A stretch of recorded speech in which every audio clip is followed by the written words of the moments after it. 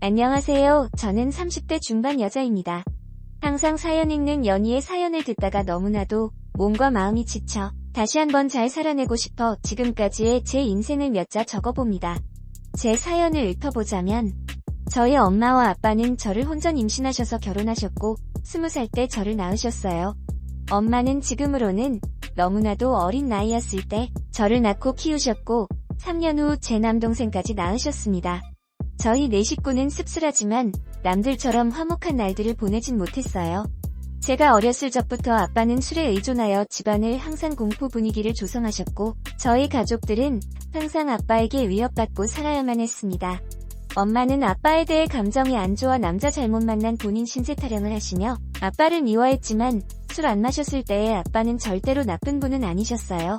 비록 경제적으로는 능력이 좋으신 분은 아니었지만 정이 많으셔서 사람들 좋아하시고 자식들을 많이 아껴주신 사랑 많으신 자상한 분이셨습니다. 우리 딸 너희들은 아빠의 보물이야. 아빠가 너희를 얼마나 사랑하고 있는지 잘 알지? 내 새끼들 봐서라도 아빠가 얼른 정신을 차려야 하는데 미안하다. 아빠가 짊어진 삶의 무게가 왜 이렇게 힘든지 모르겠다. 뭐가 그렇게 괴로우신지 어릴 적 제가 본 아빠의 모습은 많은 날들이 술에 젖어 있었고 저희 남매는 원래의 아빠 모습을 잘 알았던지라 그런 아빠의 모습이 참 마음 아팠습니다.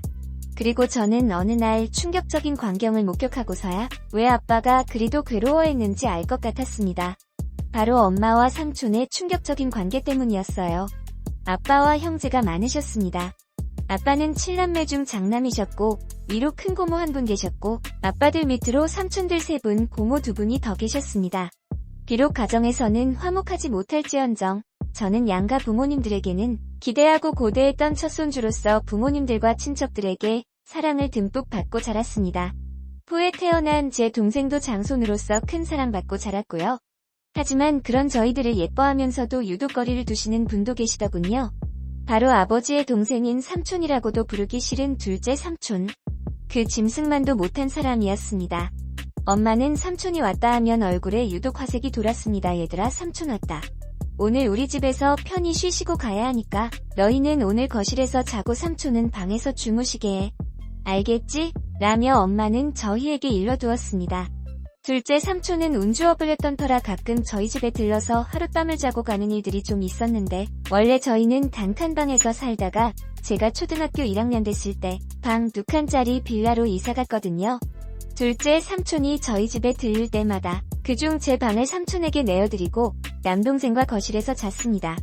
저는 삼촌이 저희 집에 올 때마다 맛있는 간식을 사가지고 와서 어색한 가운데서도 저희랑 놀아주는 게 좋았고 그걸로 인해 멀기만 느껴졌던 둘째 삼촌에게 조금씩 정이 쌓여갔네요. 둘째 삼촌이 올 때마다 아빠도 술을 안 마시고 부모님들도 간만에 분위기가 화기애 좋아져서 한때 저희는 둘째 삼촌이 오기만을 기다리기도 했습니다. 그런데 어느 날 새벽이었어요. 제가 힘든 가정에서 살다 보니 어려서부터 눈치가 빨랐고 좀 영악하다고 해야 하나? 나이에 비해 철이 조금 빨리 든 케이스였어요. 당시 동생은 자고 있었고 그날따라 이상한 느낌을 본능적으로 느꼈는지 새벽에 눈이 번쩍 뜨이더라고요. 그런데 마침 엄마가 화장실에서 물 내리는 소리와 동시에 나오는 것이었습니다. 아직도 안 잔다고 뭐라고 잔소리할까봐 저는 얼른 눈을 감아 잠든 척을 했는데 이상한 일이 일어났습니다. 엄마는 저희를 가만히 보시다가 조심스럽게 몸을 움직이며 안방이 아닌 바로 삼촌이 자고 있는 제 방으로 들어가는 것이 아니겠어요? 어린 나이임에도 불구하고 저는 그게 심상치 않은 일임을 본능적으로 알았습니다. 저는 순간 등이 쎄해지며 무슨 촉이 왔는지 조심스럽게 몸을 일으켜 숨죽여 제 방으로 다가갔습니다. 저희 집 방문이 허술해서 잘 닫히질 않았는데 그 탓에 열려있는 작은 틈으로 저는 훔쳐보게 되었습니다. 그리고 여태까지도 평생을 트라우마로 남은 잊지 못할 그 장면을 목격하게 되었습니다. 형수가 시동생으로서 금기시한 일들을 벌이고 있었습니다. 저는 너무 놀라 어떻게 해야 할지 그 자리에서 얼어붙고 말았습니다. 그때 거실에서 동생이 제가 곁에 없자 허전했는지 으음하며 자세를 뒤척였고 이 소리를 들었는지 그들은 모든 행동을 멈추고 엄마는 재빠르게 옷매무새를 가다듬더군요. 저는 들킬까 싶어 제자리로 돌아와 다시 자는 척을 하며 누웠고 엄마는 어두움 속에 추악함을 가린 채 아무 일도 없었다는 듯 안방으로 돌아왔습니다. 저는 그때부터 아무에게도 말 안 하고 혼자 생각이라는 것을 했는데 오랜 고민 끝에 나온 결론은 단순하게 모든 진실을 밝히자라는 것이었습니다. 그렇게 해버리면 어린 마음의 모든 게 다 제자리를 찾고 정상으로 돌아올 것 같았거든요. 뒤틀린 이 이상한 현실에 하루도 머물고 싶지 않았던 저는 기회를 엿보다가 마침 아빠와 둘째 삼촌만 빼고 친가들이 모여 가족 식사하는 자리에서 제가 본 그날의 진실을 폭로하였습니다. 일목요연하고 또박또박 엄마랑 둘째 삼촌의 새벽에 제가 본 것들을 가감없이 얘기하자 엄마의 표정이 새하얗게 질리며 급한 대로 제 입을 막으려 했네요. 허나 이미 수상함을 느낀 큰 고모는 엄마를 젖혀두고 저를 방으로 데려와 차근차근 무슨 이야기인지 얘기해보라며 말씀하시는데 저는 말하다 말고 목이 메어와 울음을 크게 터뜨리며 말을 이어갔네요. 덕택의 집안은 발칵 뒤집혔고 둘째 삼촌은 소환돼서 친척들에게 어쩜 네가 형수랑 그런 짓을 벌일 수 있냐며 비난의 화살을 맞았습니다. 이 소식을 뒤늦게 들은 아빠는 충격을 금치 못하고 둘째 삼촌과 주먹이 오가며 한바탕 난리를 벌였고 저희 가정은 열궂게도 제 소망과는 다르게 파탄을 맞고 말았네요. 바로 엄마가 그 일을 계기로 제 유치원생 남동생을 데리고 둘째 삼촌과의 행방을 감췄던 겁니다. 훗날 드라마나 영화에서 보는 남녀의 야반도주를 보며 우리 엄마도 동생 데리고 둘째 삼촌과 저런 도피를 했을까 비꼬며 생각했네요. 가뜩이나 술을 필요로 했던 아빠는 아예 술독에 파묻혀 살게 되었고 엄마와 삼촌을 반드시 찾아내어 복수하겠다며 증오심을 갖고 다녔습니다.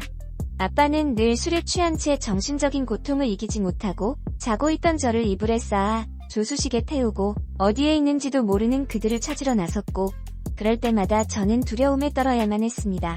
지금 생각해보면 아빠는 저의 폭로가 원망스러웠는지도 모르겠어요.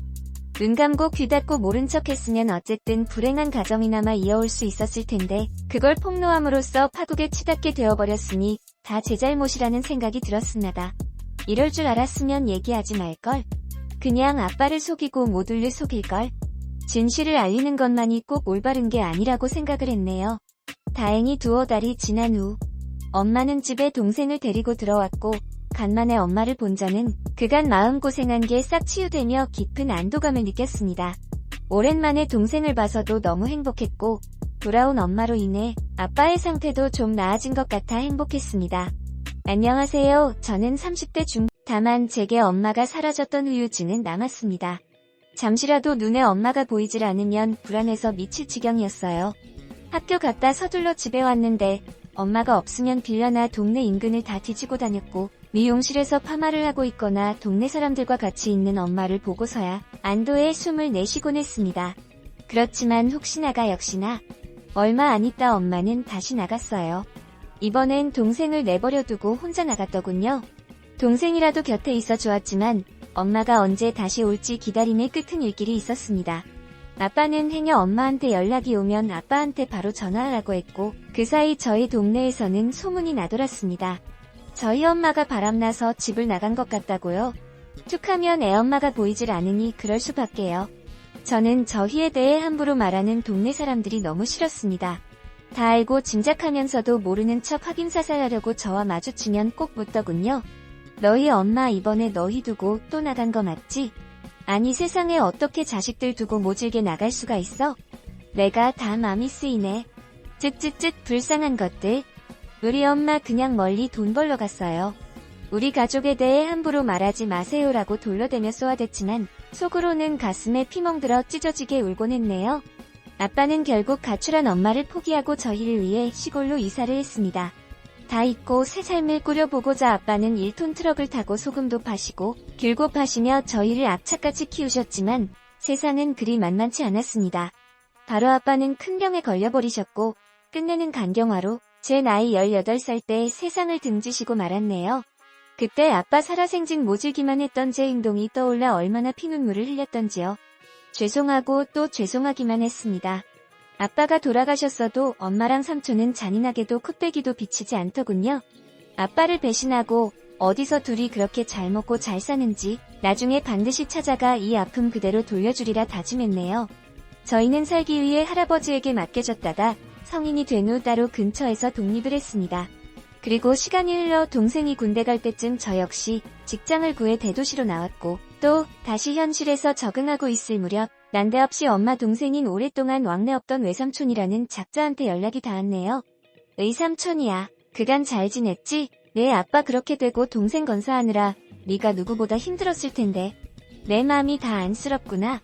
고시원 좁고 답답할 텐데 내가 보증금을 좀 대줄 테니 어디 원룸이라고 들어가 살지 않겠니? 순간 의문이 들었죠. 갑자기 외삼촌이 왜 나한테? 뭔가 이상해서 좀 알아봤었는데 예상치 못하게도 그간 연락이 끊겼던 제 친엄마가 외삼촌 뒤에 있었던 게 아니겠어요? 저와 동생을 버리고 그놈이랑 살림 차리겠다고 도망가서 정떼며 살았을 땐 언제고 이제 와서 왜 이렇게 호의적으로 나오는지 고맙기는커녕 기가 찼습니다. 아빠와 저희를 배신하고 그 짐승 같은 둘째 삼촌 놈이랑 도피해서 얼마나 때깔 좋게 잘 먹고 잘 살았는지 확인해봤더니 이게 웬걸? 어느새 남자를 갈아버렸네요. 제가 이 사실을 입 밖에 내니 엄마는 주위를 살피며 은밀하게 말하길. 자식 낳고 살다 보니 안 맞는 부분도 많고 사람들 눈도 있고 윤리적으로도 이건 아닌 것 같아 뒤늦게 맘먹고 정리했다. 지난 세월 죄책감 떨치고 새 인생 살고 싶어 너하고도 연락한 거고라고 합니다. 순간 뭐지 싶었네요. 그렇게 쉽게 헤어질 수 있었을 것을 여지껏 저희 가족 생채기 다 내놓고 일이 저질러질 대로 다 저질러 놓은 후에야 헤어졌다니요.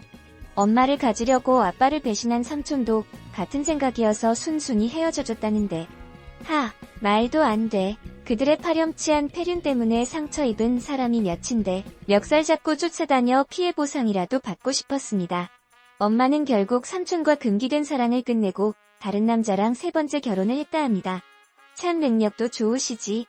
엄마는 제 동생이랍시고 둘째 삼촌 사이에서 낳은 남자의 여자애 한 명씩을 제게 소개했습니다. 저를 동생들과 함께 인사시키며 얘들은 네 동생이고 너희들도 언니 누나한테 인사해라. 동생 돌보는 거 보니 지금 여기 있는 동생도 잘 돌볼 것 같더라.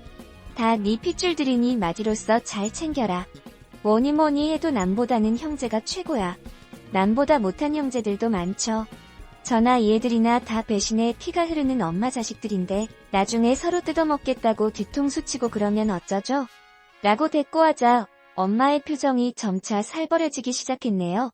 전혀 폐륜 상황의 내막을 모르는 새아빠는 분위기를 환기시키고자 그저 허하시더라고요. 새아빠는 평범하고 사람 좋으신 분이셨습니다. 엄마는 정말 미웠지만 가족들이 그리웠던 저는 엄마를 용서하고 잘 지내보려고 노력했습니다.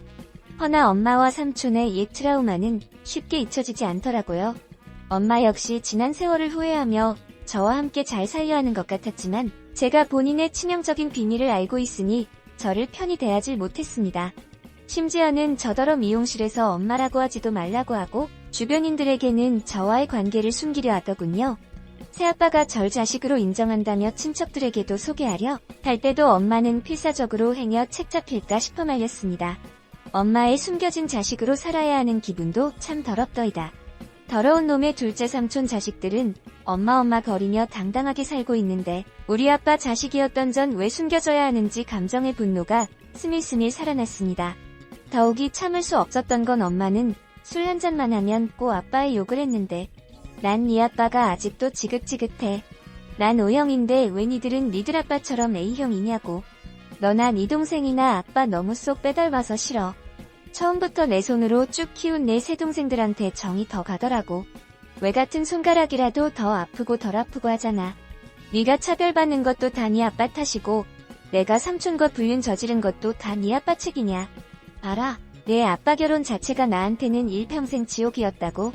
삼촌과의 불륜을 저지른 건 모두 다 아빠 잘못이라고 떠넘기며 책임을 짐지우는데 차마 고인이 되신 분을 욕보이진 말라고 소리를 질렀습니다. 참을 수가 없었습니다. 저는 결국 엄마를 용서하지 못하고 자리에서 일어나 엄마에게 마지막 인사를 했네요. 이제 도저히 못 들어주겠다. 엄마한테는 최악의 남편이었을지 모르겠지만 나한테는, 우리한테는 최고로 좋은 아빠였어. 이제 더 이상 엄마 못 볼 것 같아. 우리도 그만하자. 엄마와의 지긋지긋한 인연이야말로 끝내기로 맘먹고 절연을 선언한 후 다신 엄마를 보지도 찾지도 않았습니다. 여기까지가 제 사연이었습니다. 제가 너무 정리 안 되게 보내드려 죄송하네요. 제 동생과의 사연이 하나 더 남았는데 그건 다음에 들려드릴게요. 제 사연 읽어주신 분들 정말 감사드리고요. 여러분들은 아름다운 세상에서 머무시길 바라며 모두 행복하셨으면 좋겠습니다. 다만 제게 엄마가 사라졌던 후유증은 남았습니다.